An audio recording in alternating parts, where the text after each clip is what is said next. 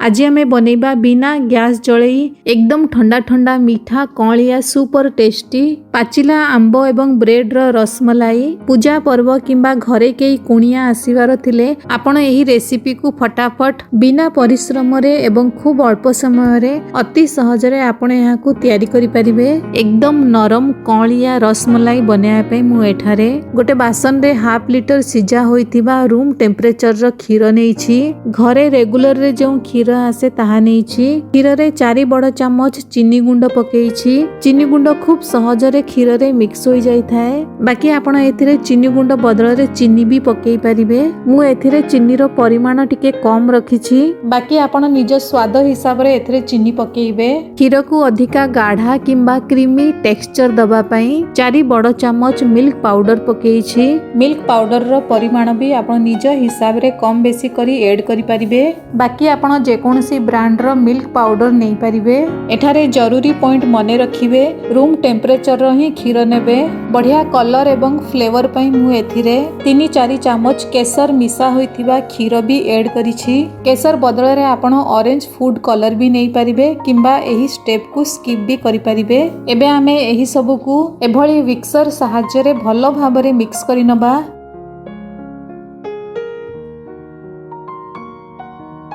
एठारे मु सबु को भलो भाबरे मिक्स करि नेइछि। नेक्स्ट एबे मु 2टी पाचिला आंब को 4-5 घंटा पानी रे बतुरेई रखिथिली। आंब को भलो भाबरे पोछि आंबर चोपा सबु बाहर करि नबा।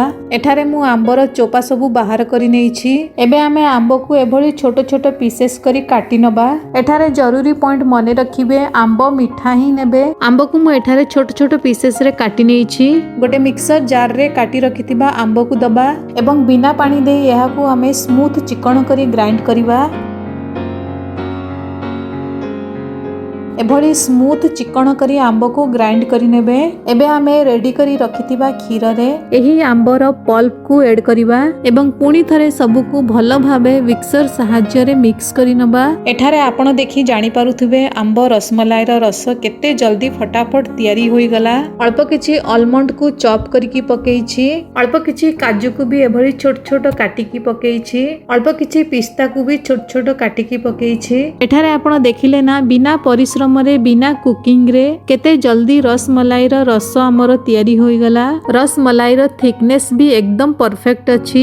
रस को याठारो गाढ़ा अधिक बिल्कुल भी करिवे नाही। एई रस को जेतेबेले आमे ब्रेड रो रसमलाई ऊपरे पकेइबा ब्रेड रस को भलो भाबरे एब्जॉर्ब करिवो एवं ब्रेड रो रसमलाई हमर एकदम नरम कौलिया होई जिवो।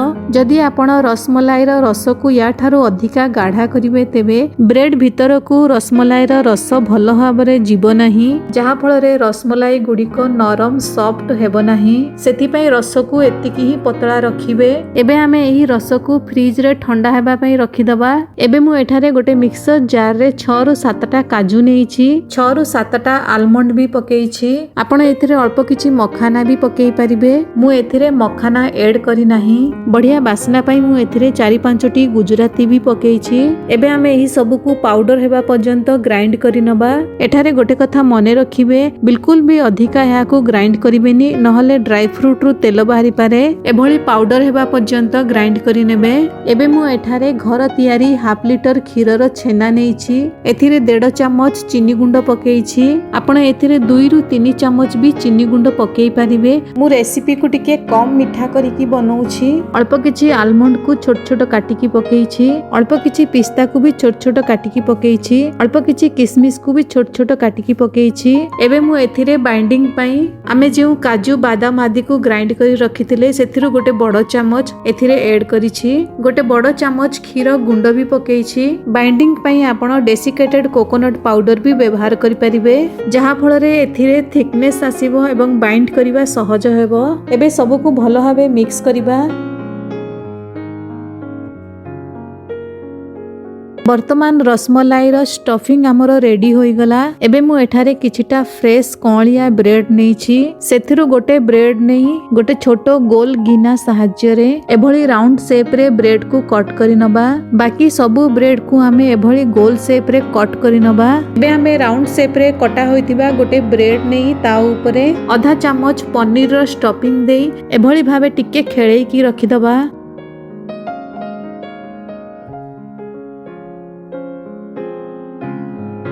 ता ऊपर अल्प किछि कटा आंब भी रखिछि।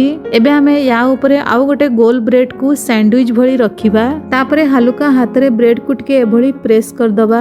सबु ब्रेड रे एभली भाबे पनीर रो स्टफिंग देई सैंडविच भली तयारी करि नबा। एठारे आपण देखि पारुथुबे सबु ब्रेड रे मु पनीर रो स्टफिंग देई सैंडविच भली तयारी करि नेछि। एठारे मु फ्रिज रे थिबा ठंडा ठंडा आंब रस को फ्रिज रु बाहर करि नेछि। ग्राइंड करके रखिथिबा ड्राई फ्रूट रु गोटे चम्मच पनीर रो स्टफिंग रे पकेइथिले। बाकी ड्राई फ्रूट रो पाउडर को एथिरे पकेई सबु को भलो भाबरे मिक्स करिबा। चलंतु एबे हमें ठंडा ठंडा आंबर रसमलाई को सर्व करिबा। गोटे प्लेट रे तयारी करी रखिथिबा आंबर रसमलाई रो रस को एभली भाबे अल्प किछटा स्प्रेड करिकी पकेइबा। ध्यान रखिबे बेसी पकेइबेनी। एबे हमें या ऊपरे रेडी करिकी रखिथिबा ब्रेड रो रसमलाई को एभली सजेइकी रखिबा। एबे हमें यहाँ ऊपरे अल्प अल्प रस पकेई पूरा ब्रेड को रसरे भलो भाबरे कवर करि नबा। एठारे ब्रेड को मु रसरे भलो भाबरे कवर करि नेछि। 3-4 मिनट परे ब्रेड रस को भलो भाबरे सोक करि नेछि। एबे या ऊपरे मु किछि पिस्ता एवं आलमंड को छोट छोट काटिकी पकेइछि। जेहेतु आमे आंब रसमलाई तयारी करिछे लास्ट रे रसमलाई ऊपरे आंब को भी एभली चुना चुना काटिकी सजेई देइछि। वर्तमान रसमलाई आमर एकदम नरम कौलिया कौलिया तयारी होइछि। पाट्रे देला मात्रे ही मिलै जिवो। गरम दिने आमको विशेष किछि रोसेई करबा को इच्छा हुएनी। तेबे बिना गैस जळई बिना परिश्रम रे एवं खूब शीघ्र एभली ठंडा ठंडा एवं मीठा मीठा एभली यूनिक एवं टेस्टी आंब रसमलाई को ट्राई करंतु। समस्त को बहुत पसंद आसीबो। जदि आजिर रेसिपी आपण मानको पसंद आसिला तेबे लाइक करबा को बिल्कुल भी भूलिबे नाही।